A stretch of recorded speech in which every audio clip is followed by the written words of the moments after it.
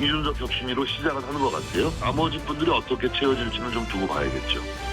나이가 어떻고 뭐 선배로 어떻고 이런 얘기할 거면요 앞으로 나이 순을 뽑죠. 당대표도 그렇고.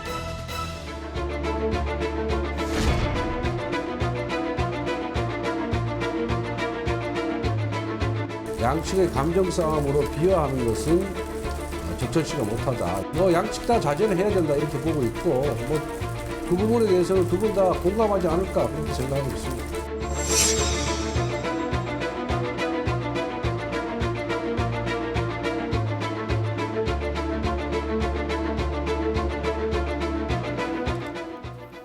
자, 여의도 사사건건 시간입니다. 장성철 대구가 뚫릴 때 특임 교수, 김성회 정치연구소 싱크와이 소장 모시고 이야기 나누겠습니다. 자, 어서 오십시오. 안녕하세요. 저희 헤드라인 영상이 오늘은 국민의힘 이야기로 나갔는데, 자, 뭐 정말 점입가경이다 이런 기사들 정말 많았어요. 뭐 육모방망이, 철퇴, 뭐 개소리, 뭐 별말 다 등장한 이번 주였고, 네. 지난주 방송에서 네. 윤핵관들이 이준석 대표를 어떻게 평가하느냐가 변수가 될 거다 이렇게 표현하셨어요. 지금 네. 어떻게 흘러가고 있는 겁니까? 지금 윤핵관들의 생각, 특히 정진석 전 국회 부의장의 생각은 이준석 대표 마음에 안 든다. 이준석 대표를 빨리 당대표직에서 쫓아내버려야 되겠다라고 생각하는 것 같습니다. 뭐 때문에 마음에 안 드는 겁니까? 그러니까 지난 대선 과정 중에 아니 어떻게 우리 대선 후보에 대해서 그런 식의 반응과 대응을 하느냐, 그런 식으로 공격을 하느냐, 내부에서 왜 총질하느냐 그런 얘기가 많이 있었고요. 그런 것들에 대한 사적인 감정이 쌓여져 있었던 것이고 그것을 통해서 우리는 이준석 대표랑 같이 갈 생각이 없어라는 생각을 확실하게 굳힌 것 같습니다. 그렇기 때문에 정진석 국회의원이 이준석 대표가 우크라이나에 가 있을 때 SNS를 통해서 공개적으로 망신 주고 창피 주는 그러한 SNS 글을 올렸죠. 그런 것은 두 가지 의미가 있다고 보여집니다. 하나는 윤리위원회에 자, 우리 윤핵관들은 이준석 대표에 대해서 마음에 안 들고 있으니 당신들 하여튼 징계 제대로 하시오라는 것과 자, 이준석 대표가 그만두고 나면 쫓겨나고 나면 내가 당대표에 출마하겠어라는 인지도를 높이기 위한 하나의 퍼포먼스가 아니냐라는 생각이 듭니다. 일종의 노이즈 마케팅 성격까지 있다. 네. 나의 정치적인 장래를 예상하는 어떻게 보고 계세요? 저는 정당이 그렇습니다. 윤리위원회가 정말 독립적으로 뭘 다 할 수 있다라고 민주당이 얘기할 수 있냐면 자신 별로 없네요. 없지만 지방선거를 앞두고 당대표를 징계 개시하는 윤리위를 소집해서 열고 선거가 끝난 다음 날 바로 또 윤리를 소집했다가 선거 결과가 상당히 국민의힘에서 괜찮지 않았습니까? 이게 또 연기가 되는데 연락이 안 돼서 연기가 됐다. 이런 석연치 않은 해명이 있었고 24일에 결론이 날 때까지 사실 저희 이 지저분한 얘기를 다 알 수도 없고 알 필요도 없고 문제 제기도 유튜버가 한 것인데 그 주장을 공당이 받아들여서 징계를 개시했다니까 그때서 이제 사람들이 깜짝 놀라서 무슨 내용인지 들여다보기 시작한 것 아니겠습니까?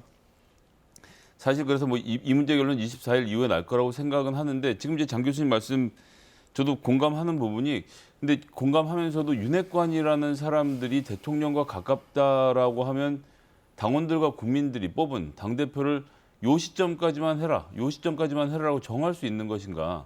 흔드는 것도 이제 예를 들어서 그냥 하는 공격이면 당대표 똑바로 하라고 하는 공격 같으면 다른 당에서 이렇게 지켜볼 수 있겠지만 지금 하는 것들은 안철수 인수위원장의 복귀부터 시작해서 전부 다가 곧 전당대회가 있을 거야. 이걸 아주 대놓고 이야기를 하고 있는 이런 분위기는 너무 생소하네요. 진짜 좀 무섭기도 하고요.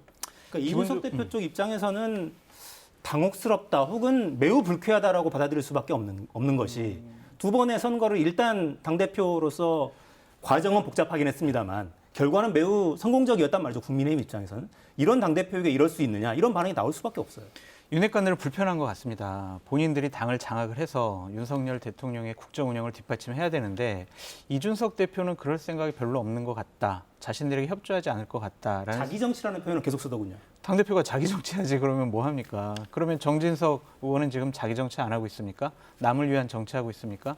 그것은 그냥 이준석 대표를 공격하기 위한 하나의 명분으로 삼는 것 같고요.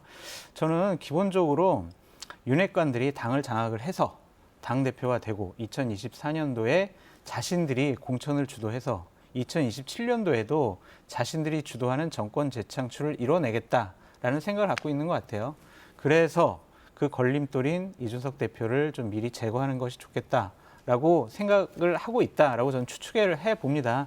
근데 이번 사태와 관련해서 변수가 좀 두 가지가 있는 것 같아요. 이제 이준석 대표가 귀국하고 나면 내일 윤석열 대통령을 만나잖아요. 네.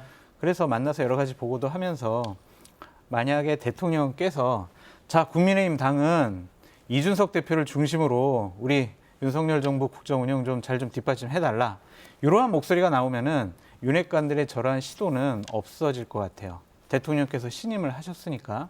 그런데 이제 그런 소리가 나오지 않는다면 아마 윤핵관들에게 다른 사인으로 받아들여질 것 같다라는 생각이 들고 국민의힘의 당규의 규정을 보면 위원장과 위원을 당대표가 해임할 수가 있어요.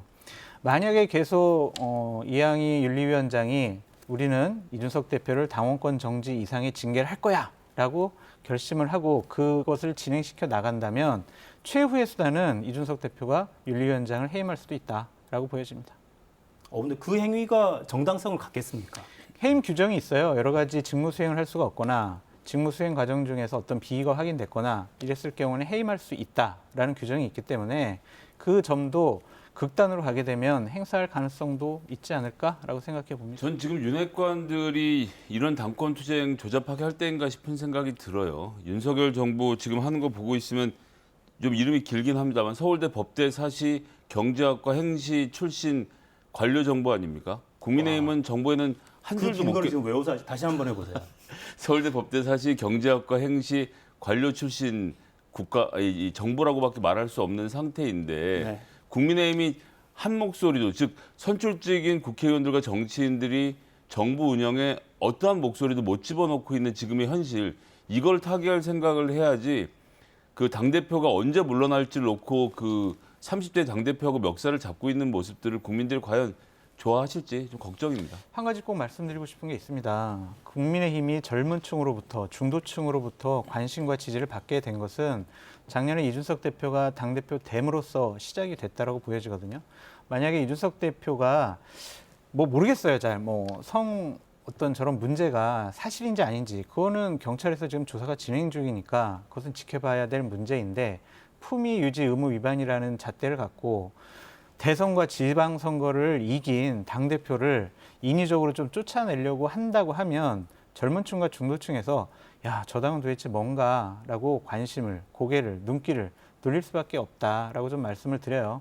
그래서 윤핵관들이 본인들이 정권을 잡았고 권력을 잡았기 때문에 당도 장악을 하고 싶어 하겠지만 그보다는 좀 통 크게 정치를 했으면 좋겠습니다. 이긴 당대표, 젊은 당대표 아닙니까? 보수 우파, 국민의힘의 이준석 대표는 정치적인 인재예요. 저런 분이 잘못했으면은요, 정진석 의원 얘기했듯이 선배로서 공개적으로 이준석 대표를 망신 주는 것이 아니라 우크라이나에 다녀오면 당에서 이런 일이 있었다. 당신 좀 이런 식으로 해라. 라고 내부적으로 조율하고 조정을 해야지 공개적으로 저런 망신 주는 거는요, 당의 선배로서 한 행위도 잘못됐다라고 말씀드릴 수밖에 없습니다. 그러니까 앞으로 상황이 어떻게 흘러갈지는 내일 대통령실에 이준석 대표가 갔을 때 윤석열 대통령이 뭐라고 하는지를 봐야 한다라는 해석이고 한편으로는 이른바 윤핵관이라는 그분들이 실제로 윤핵관이 맞다면 대통령과의 어떤 교감 혹은 언질 없이 과연 이렇게 전면전을 집권 여당의 선거 승리로 이끈 당대표를 향해서 육모방망이로 휘두를 수 있는가 이런 생각도 한편으로 듭니다. 전 모든 결정은 결국 대통령이 하는 문제라고 생각합니다. 아무리 아니라고 해도 나머지 플레이어들은 감독의 지시를 따르는 사람뿐이고요. 이 판에서 여당의 제1당 여당의 당대표를 흔들 수 있는 건 대통령 한 사람이기 때문에 이에 대한 책임도 분명히 윤석열 대통령이 지셔야 된다라고 말씀드리겠습니다. 2014년, 15년도에 제가 이제 김무성 당대표실에 부실장을 했었어요. 그때 박근혜 정권이었고 박근혜 청와대, 박근혜 대통령 그리고 친박 인사들이 김무성 당대표를 흔들기 위해서 정말 많은 노력을 많이 했습니다. 그래서 당정 간의 갈등, 당청 간의 갈등이 상당히 심해졌었죠.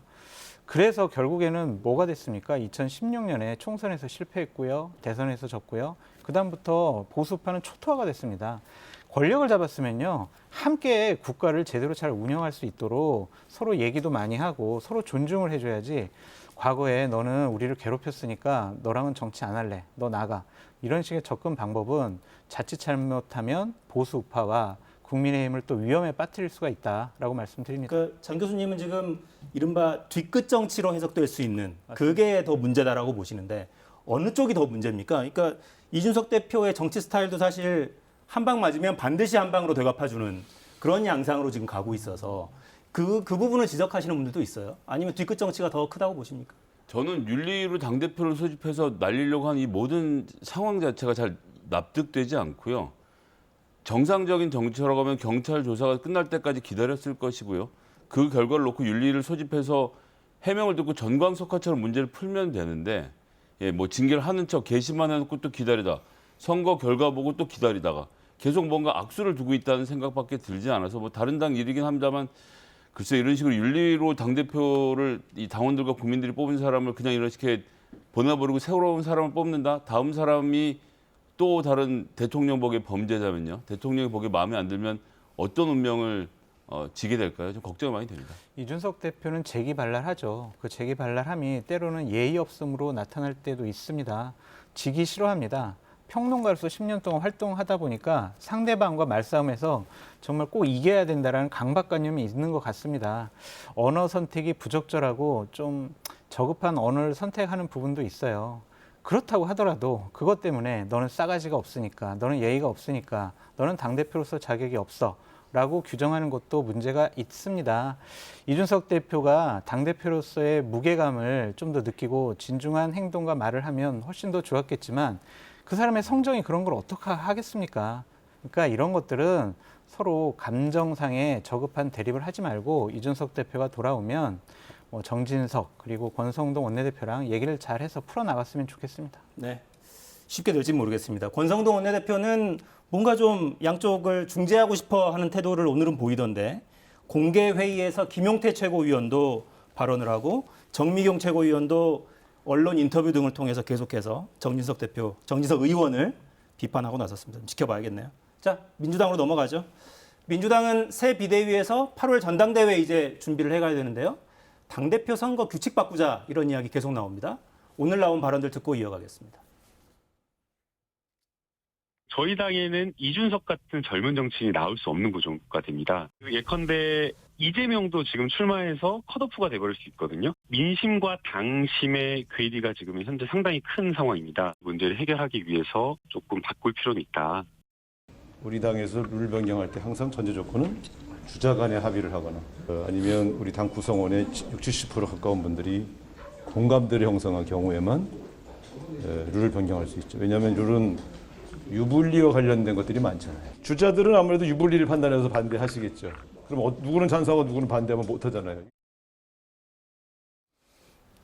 네, 지금이 이럴 땐가라는 생각은 야당을 볼 때도 드는데 투표권 감론을 박 이어집니다. 결국엔 이재명 의원이 출마할 것이냐 안 할 것이냐 당대표 선거에 결국엔 거기에 맞춰져 있다 이렇게 봐야 되는 거 아닙니까?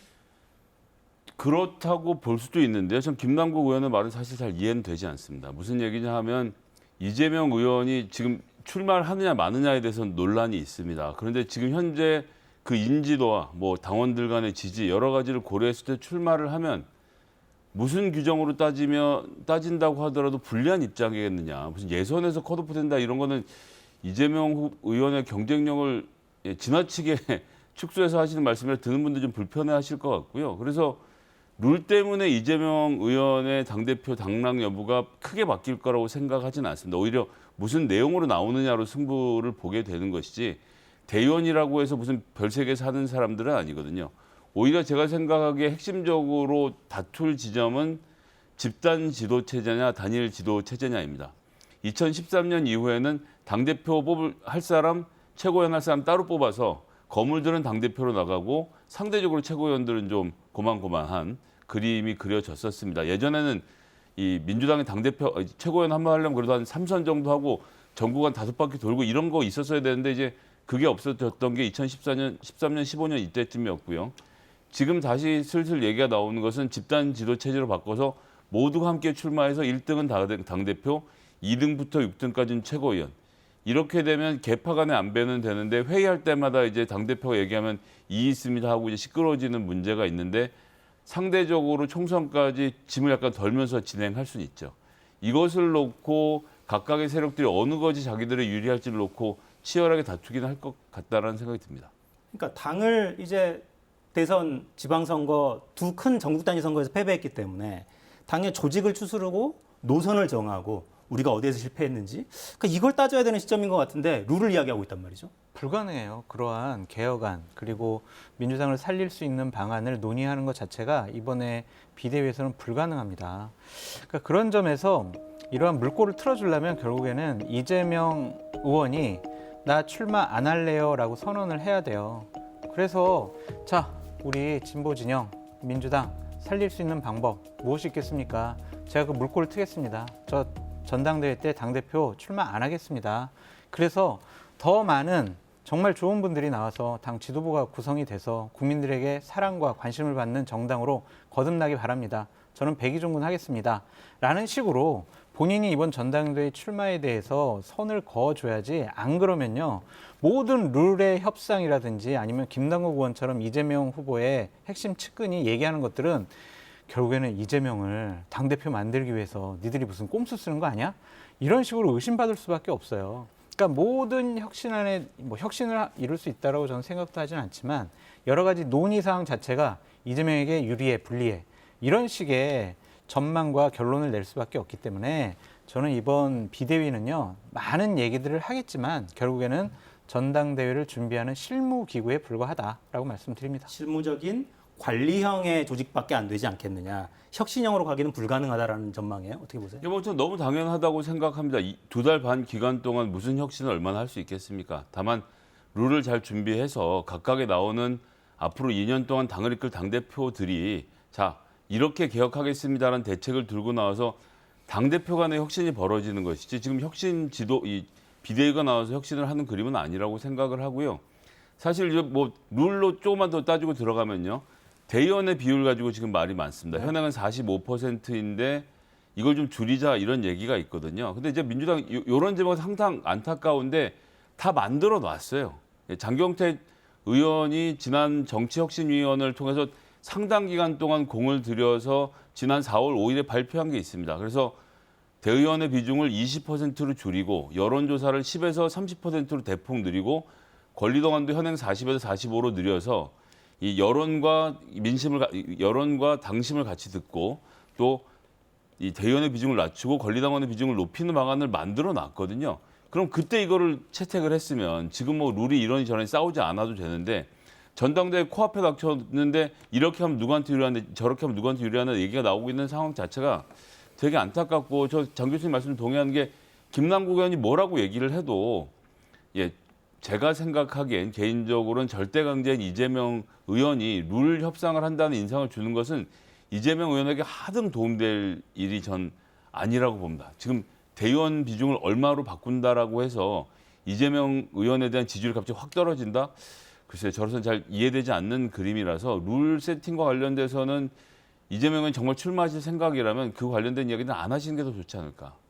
근데 이제 보조하는 그룹에서는 이른바 친명 그룹에서는 어찌됐든 모양 좋게 더 가려면 당내의 힘을 쫙 모아서 거의 추대에 가까운 형태로 가는 걸 원하는 거 아니겠어요? 아니죠. 그런 그림. 모양 좋게 가려면 뭐 룰은 정하고 싶은 대로 정하시고요. 전 나가서 당신과 민심의 선택을 받겠습니다 하는 게 제일 좋은 모양이고 노무현 대통령 때부터 부딪혀서 불리한 쪽 룰을 택하라는 말씀이 민주당 모든 사람들의 마음속에 있거든요. 가장 최근에 김동연 후보가 민주당 들어와서 권리당원 50 뭐 받읍시다.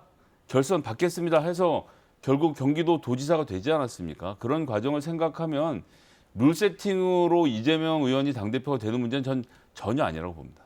근데 이게 이제 언론의 해석인지는 모르겠는데 결국에는 대선 기간 전후에 대거 입당한 그 강성의 신규 당원들 그분들에게 투표권을 대거 좀 줘서 좀 쉽게 좀 가자 이런 걸로 해석이 된단 말이죠. 그렇죠. 그러니까 투표할 수 있는 권리를 당원 6개월에서 3개월로 좀 앞당기자라는 건데 뭐 그렇게 하면은 이재명 후보가 더 많이 얻고 더 압도적인 표차로 이겨가지고 리더십이 더 확립된다.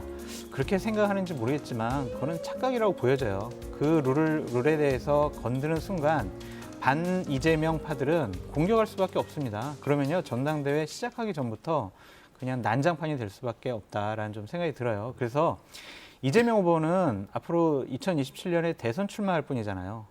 정치는 계산하는 게 아닙니다.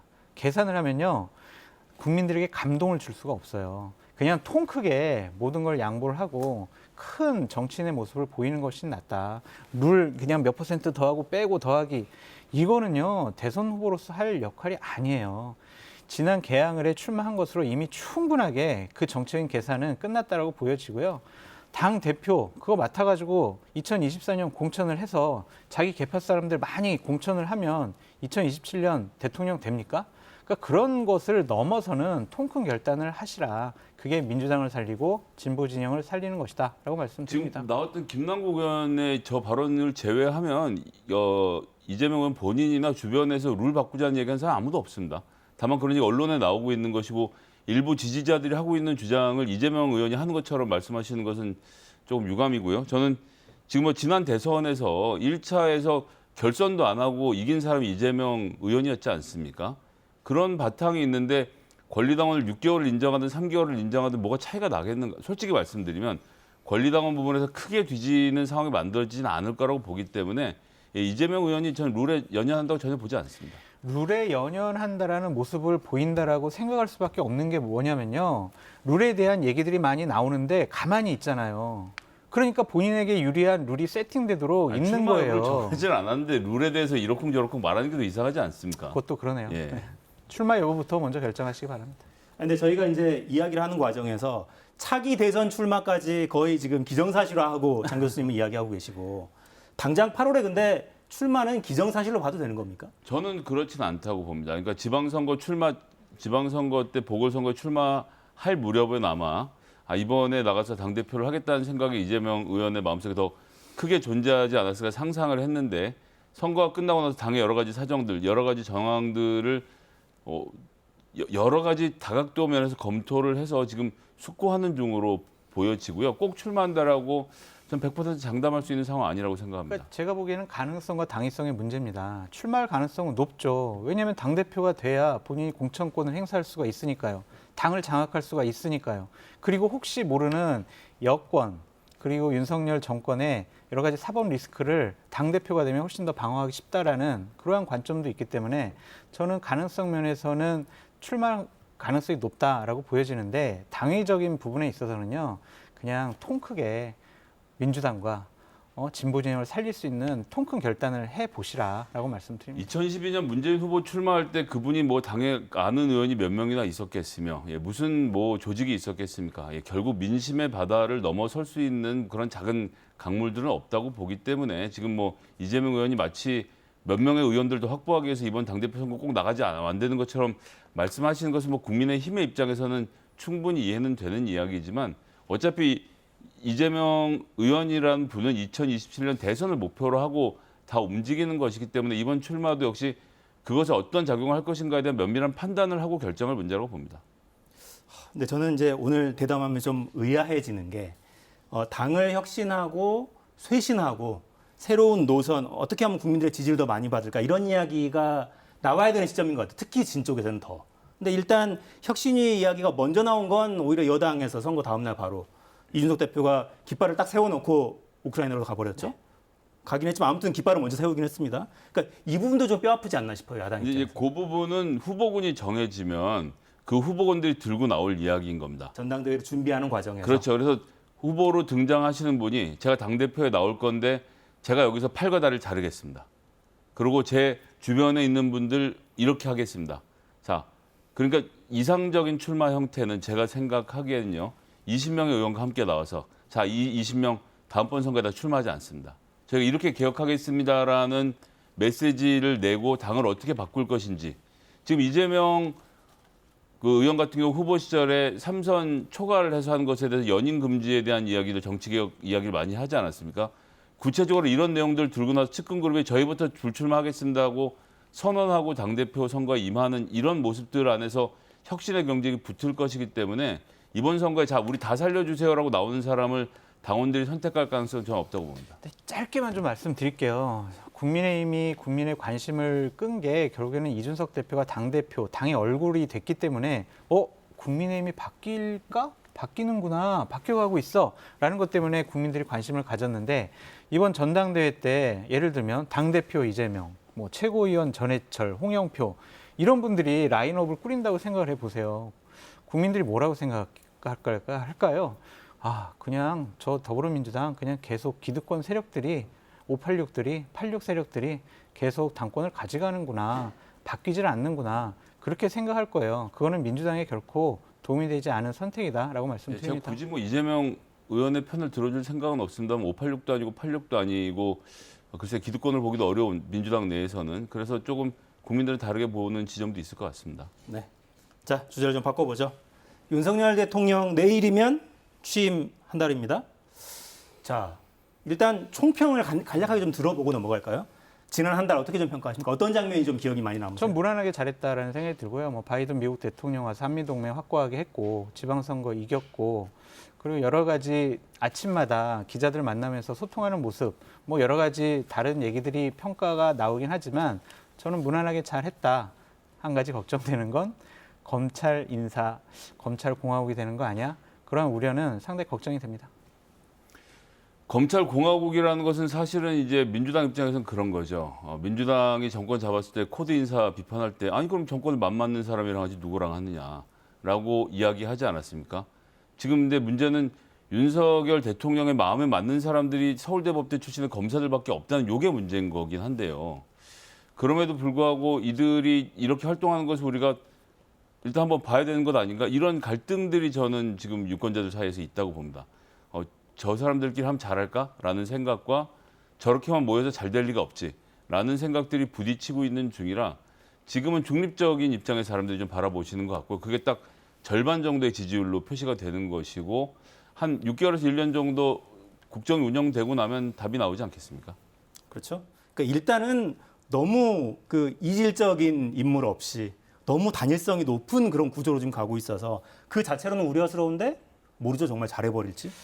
근데 잘했으면 좋겠어요. 아 그럼요. 예, 꼭 정부가 잘해야죠. 그래야 국민들이 대한민국이 더 편안하게 국가가 운영될 수 있고 국민들이 안심할 수 있지 않겠습니까? 근데 좀 검찰 인사와 관련해서 검찰 출신 인사와 관련해서는 좀 우려스러운 부분들이 뭐냐면 권력의 사유화 현상이 조금씩 나타나고 있는 거 아니야라는 걱정이 있어요. 권력을 사유화한다. 네, 예를 들면 검찰총장 징계를 받았을 때 대리인이었던 이완규 변호사를 법제처장에 선임을 한다든지 아니면 대통령 부인에 대한 조카조약 사건 변호인을 국정원 기조실장을 시킨다든지 이런 것들은 사적 인연을 국가 권력에 이렇게 임명을 한 거 아니겠어요? 과연 이것이 맞는 것이냐라는 의구심이 좀 있고요. 또 하나는 윤석열 대통령은 본인이 검사 시절에 같이 일해봤던 유능한 사람들을 적재적소에 배치한다고 했지만 같이 볼 기회가 없었던 다른 유능한 인재들은 그러면 어떻게 되는 겁니까? 본인이 후보 시절에 널리 인재를 등용을 하고 인재 발굴 시스템을 우리가 연구 중에 있다라고 말씀을 하셨는데 지금 나타나는 현상은 대통령 집무실과 정부 요직에 본인이 신뢰하고 믿고 능력이 있다고 생각하는 분들 위주로 지금 배치가 되고 있거든요. 이것은 아무리 생각을 해봐도 옳은 방향은 아닌 것 같아요. 하지만 이제 임명을 하셨으니까 이분들이 제대로 된 성과를 내서 국민적인 야당에서 지적하는 우려를 불식시켰으면 좋겠다라는 생각이 드는데 네. 앞으로는 좀 더 널리 인재를 좀 포용하고 적재적소에 배치하셨으면 좋겠다. 근데 그게 해소가 될 리가 있습니까? 아니 그렇게 될 것 같으면 애시당초 그 서구 민주주의 국가에서 왜 선거란 제도를 만들었겠습니까? 시험 잘 봐서 좋은 대학 간 사람들 중에서 또 더 엘리트를 추리고 그래서 프랑스식으로 해서 이 고등교육기관에서 더 엘리트를 뽑아서 그 사람들 양성해서 그 사람들부터 성적순으로 대통령부터 쭉 시키면 되는데 굳이 선거라는 제도를 집어넣은 것은 국민의 눈치를 보라고 하는 것이거든요. 그거 없이 서울대 법대끼리 잘 운영될 것 같으면 글쎄 전 삼성전자가 서울대 법대에 의해서 운영되고 있지 않은 거 하나만 봐도 그 모든 것이 기준이 아니라고 생각은 하는데 근데 좀 비아냥된 생각 없이 자꾸 서울대 법대 얘기해서 서울대 법대 동문들께 죄송합니다만 윤석열 대통령은 아니 인재라는 건 기본적으로 서울대 법대를 들어왔겠지. 그리고 그중에서 또 인재는 사법고시를 합격했겠지. 그리고 정말 자기가 기계를 펼칠 인재라면 검찰에 들어왔을 테고 그럼 내가 여태까지 20년 있으면서 그 사람 못 받겠냐. 다 특수부 데리고 왔지. 그러니까 요 150명이 우리나라 인재 중에 인재를 모아놓은 어떤 알짜미이기 때문에 여기서만 사람 뽑으면 된다라고 진심으로 생각하시는 것 같아서요. 뭐 더 설득하게 입이 아파서 지켜보려고요. 진심으로 생각하나 이런 생각이 들게 하는 윤석열 대통령의 발언이 있죠. 저희 영상 준비해놨습니다. 보고 이어가겠습니다.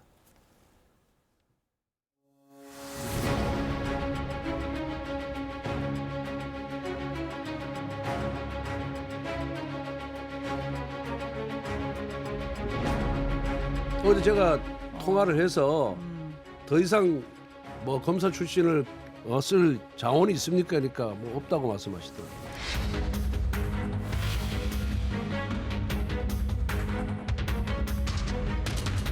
글쎄 뭐 필요하면 또 해야죠. 근데 무슨 뭐 권영세, 원희룡, 박민식 같이 벌써 검사 그만둔 지 20년이 다 되고 국회의원 3선, 4선하고 도지사까지 하신 분을 무슨 검사 출신이라고 얘기하는 거는 좀 어폐가 있지 않습니까?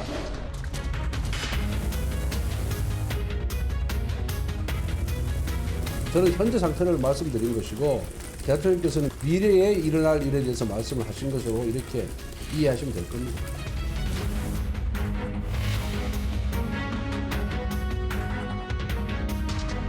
윤석열 사단은 사정, 인사, 정보의 사회경제 분야까지 포진하게 됐습니다. 권력을 분산해 견제와 균형을 보장하기 위한 헌법의 기본 원리가 무색해졌습니다. 본인과 일을 해본 검찰 출신 측근만이 능력 있다는 윤석열 대통령의 인식은 오만과 아집에 불과합니다. 네, 정말 실제로 일을 어떻게 하느냐, 성과를 보여줄 것이냐, 아니면 이런 단일성이 높은 그룹의 문제를 실제로 노정할 것이냐, 여기에서 결국 갈릴 거라고 봅니다. 여권에 계신 분이니까 그래도 이렇게 좀 해주세요라고 하고 정리하죠, 이 주제는. 이거는 좀 안 좋은 것 같아요. 무슨 말씀이냐면 옛날 검찰에서 같이 근무해서 동지 의식이 있는 윤석열 총장이 어려웠을 때 같이 그 어려움을 겪었던 그러한 검사분들이 인사를 추천합니다. 그리고 검증합니다. 그리고 임명합니다. 이 시스템이 과연 옳은 것이냐라는 좀 생각이 들어요. 최소한 이렇게 인사 검증을 하고 추천하는 이런 시스템에 좀 검사가 아닌 다른 분들, 다양한 의견이 반영될 수 있도록 좀 시스템을 좀 고치는 것이 어떨까라는 좀 생각이 듭니다. 네. 자, 이제 취임 한 달 됐는데 취임 전부터 인수위 시절부터 집무실 이전 관련한 건 지속적으로 논란이 되어왔죠. 최근에는 이 문제가 불거졌습니다. 대통령실에서 어제 설명하는 과정에서 특정한 아주 신생업체가 리모델링 공사에 동원이 됐다. 이걸 어떻게 좀 설명할 거냐 물어보니까 이렇게 설명했어요. 시급성이 이슈가 될 때는 수의 계약을 할 수 있다. 아무튼 급해서 그랬다는 얘기입니다. 급해서라는 표현이 저 브리핑 과정에 제가 읽어본 이 텍스트에는 한 7번인가 등장하더라고요. 급해서, 급하니까 이런 표현이. 자, 뭐 이것도 이제 이미 지나간 일이긴 한데. 전 뭐 포천인가 있던 업체의 네. 전경 사진만 가지고 업체를 판단하면 안 되겠습니다만 어쨌든 보안이 굉장히 중요한 대통령실의 일이지 않습니까? 금액도 6억 원으로 상당하더라고요. 이런 일들을 그냥 아름아름으로 가서 기술자 2명 있는 사무실에 덜컥 맡기고 나서 문제가 없다라고 말씀하시는 건 저 정도 사업이면 예를 들어서 그냥 우리가 이름대로만 아니면 땡건 창원이 뭐니 이런 데다가 조달청 통해서 비딩 집어넣으면 서로 하겠다고 덤벼 들었을 것 같은데 무슨 시급성이었는지는 창문 닫는 일의 시급성이라는 것은 저로서는 전혀 이해가 되지 않아서요. 이건 언론들이 좀 추가 취재를 해주실 것으로 기대하고 있겠습니다. 국회 내에서 한번 검증했으면 좋겠어요. 운영위 국정감사 때 왜 저러한 일이 벌어졌는지, 왜 저 업체와 계약을 했는지 공식적으로 좀 시스템적으로 검증을 해봤으면 좋겠다라는 생각이 드는데 좀 좋아 보이지가 않습니다. 그러니까 무슨 특정한 사람이 여기 해라고 하지 않았을까라는 의심을 받는 것 자체가 이렇게 국민의 세금을 쓰는 일에 나타난다라는 것이 좀 잘못된 일이 아닌가라고 생각해 봅니다. 네. 짧게 이 문제는 아주 간략하게 코멘트만 듣고 정리하겠습니다. 김건희 여사가 선거 과정에서부터 대국민 사고, 공개 사과를 한 뒤로는 쭉 자맹을 이어갔고 조용한 내조라는 기조가 있었죠. 또 최근에 보면 용산 대통령실에 5층에 임시 집무실이 있었고 2층 주 집무실 공사가 이제 마무리 국면이고요. 또 5층 집무실을 공적인 업무를 할 때 김건희 여사가 사용할 수 있다라는 취지의 대통령실 발표가 있고 나서 또 갑론을박이 있습니다. 앞으로 어떻게 좀 풀어가야 되겠습니까? 원래부터 저랬어야죠. 대통령 부인이라는 분이 사적인 인물은 아니잖아요. 공적인 일을 분명히 하게 됩니다. 그러면은 국가의 공적인 시스템에 의해서 보좌를 받는 것은 많이 있다라고 생각이 드는데 본인이 예전에 약속했듯이 활발한 대외적인 활동보다는 내조에 힘썼으면 좋겠다라는 생각이 들고요. 저렇게 공개석상에 나오지 않으면은요, 자꾸 무슨 건희사랑 후원회에서 사진 올리고 또 거기서 이상한 일이 벌어지고 이래요. 그러니까 햇빛 아래로 나오는 것이 훨씬 좋다라고 말씀드립니다. 사진은 뭐 김건희 여사 부탁해서 올리는 사진인데 그걸 팬클럽에 물어볼 문제는 아닌 것 같고요. 사적 김건희와 공적 김건희를 구분하겠다는 발상이 크게 잘못되어 있는 겁니다. 자, 지금부터는 사적 김건희니까 따라오지 마세요라고 하시겠다는 건데요. 이거 정말 굉장히 위험하다고 생각이 들고요. 친오빠가 바이든 대통령과 김건희 여사의 대화 내용까지 지금 기자들한테 흘리고 있는 이 장면은 정말 걱정됩니다. 제2부속실 꼭 만드셔서 모든 활동을 공적으로 하시길 바라겠습니다. 지금 충분히 활발하게 하고 계시거든요. 차라리 공식 조직을 만들라. 당연하죠. 알겠습니다. 마무리하겠습니다. 자, 김성회 소장, 장성철 교수와 함께했습니다. 감사합니다.